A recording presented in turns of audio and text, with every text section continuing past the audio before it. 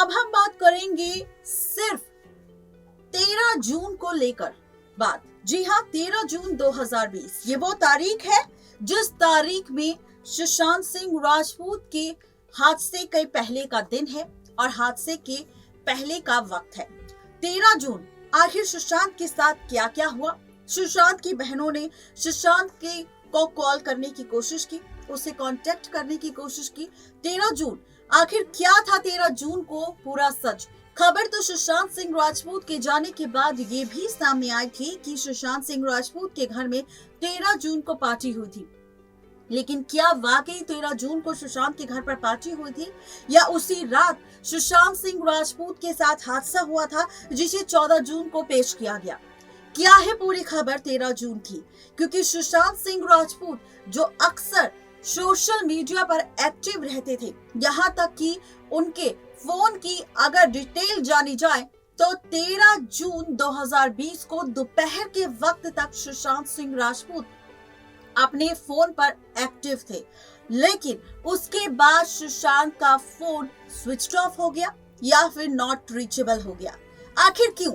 वजह क्या थी इस चीज की? सुशांत की बहन लगातार कॉल कर रही थी लेकिन कॉल का कोई रिस्पॉन्ड नहीं था। क्या है पूरा सच 13 जून का? देखिए ये रिपोर्ट। हेडलाइन में आप सभी ने गौर फरमाया होगा जिस पर हमने लिखा है कि 13 जून दोपहर को सुशांत सिंह राजपूत का फोन था स्विच ऑफ। शाम की वक्त हो गया था कुछ ऐसा जिसे 14 जून को दिखाया गया। दरअसल सुशांत सिंह राजपूत जिस केस पर अभी भी सीबीआई की जांच हर एंगल से अपनी तहकीकात कर रही है, ऐसे में सुशांत सिंह राजपूत के जाने के बाद कई सारी खबरें भी सामने आई, जहां पर खबर थी कि सुशांत ने 13 जून दोपहर के बाद से ही कोई फोन या मैसेज रिसीव नहीं किया था। सुशांत के हादसे पर अभी भी रहस्य बना हुआ है। बता दें कि 13 जून से ही सुशांत मैसेज, कॉल या चैट का जवाब नहीं दे रहे थे। सुशांत के पड़ोसी भी ये बता चुके हैं कि 13 जून को उनके घर की लाइट भी जल्दी बंद हो गई थी। सुशांत के हादसे की रिपोर्ट में उनके हादसे का टाइम दर्ज नहीं हुआ तो इस पर सवाल खड़े हुए। सुशांत के कुक नीरज ने बताया कि हादसे वाली सुबह सुशांत ने नारियल जूस पिया था, जबकि यहाँ पर रिपोर्ट में आया कि सुशांत सिंह राजपूत का ब्लेडर खाली था। सुशांत के मैनेजर ने उनसे 13 जून की दोपहर 2:22 बजे बात की थी।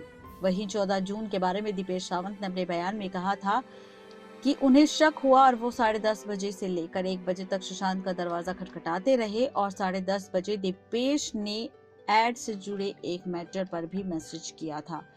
दूसरी तरफ सुशांत केस में ड्रग एंगल भी सामने आया था, जिस पर रिया और शोविक का नाम सामने आया था।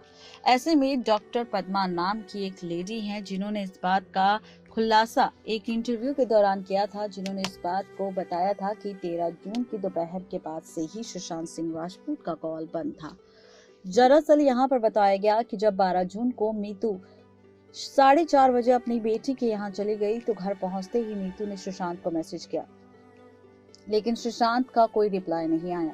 उसके बाद 13 जून को फिर से कॉल और मैसेज मीतू सिंह ने किया, लेकिन सुशांत की तरफ से कोई रिप्लाई नहीं दिया। ऐसे में ये बात पूरी तरह से साफ है कि सुशांत के साथ जो हादसा हुआ है वो दरअसल 14 जून की सुबह नहीं बल्कि 13 जून की शाम को ही हो गया था और 13 जून की शाम सबने मिलकर इस साजिश को अंजाम दिया और इसीलिए जब सुशांत की रिपोर्ट भी आई तो उसमें सुशांत का ब्लेडर खाली निकला, क्योंकि सुशांत सिंह ने कुछ भी खा नहीं रखा था।